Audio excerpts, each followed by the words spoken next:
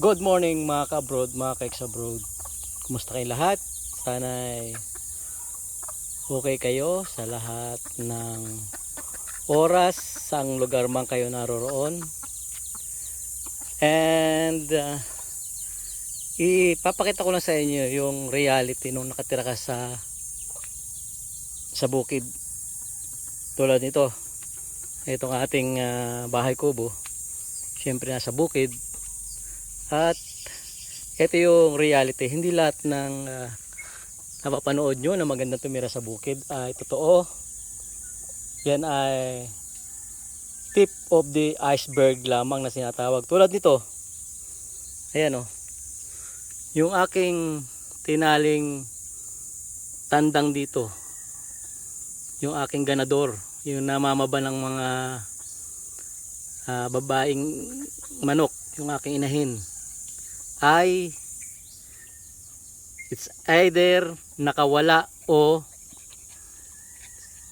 kinuha ng kung sino man. Ayan mga kabrod, mga ex-abroad, ano ngayon, padalawang araw na yan o, yan yung tali niya. Hindi ko pa yung ginagalaw simula nung dat ng kung ganyan nung isang araw.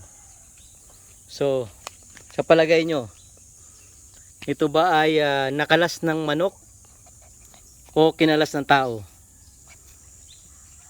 Yan ay ayoko mag-isip ng negative.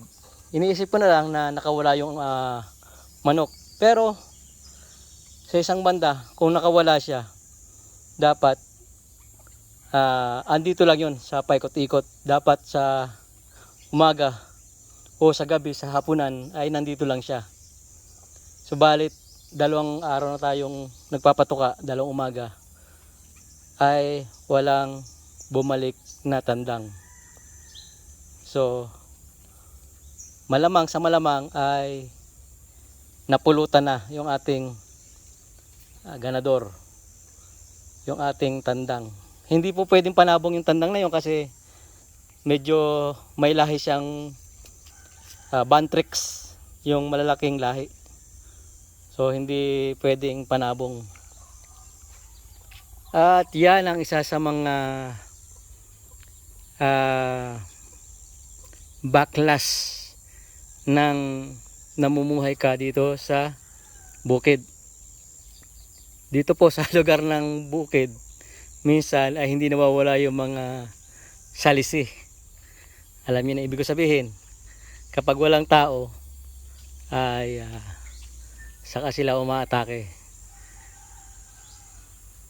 Marami rin pong mga hindi ka nais-nais na mga nilalang na nasa paligid lamang ng inyong mga bahay-bahay. So ano pa man, hindi tayo nagbibintang, pero doble ingat o triple ingat po sa mga gamit nyo, sa mga hayop nyo, sa mga properties nyo kapag ganitong walang masyadong kapitbahay sa paligid. Sabi nga, malayo sa kapitbahay, makakapag-alaga ka ng maraming manok, pero ang katotohanan, medyo yung pinaparayong manok kapag malayo sa kapitbahay naman ay walang makakakita kapag iniisa-isa.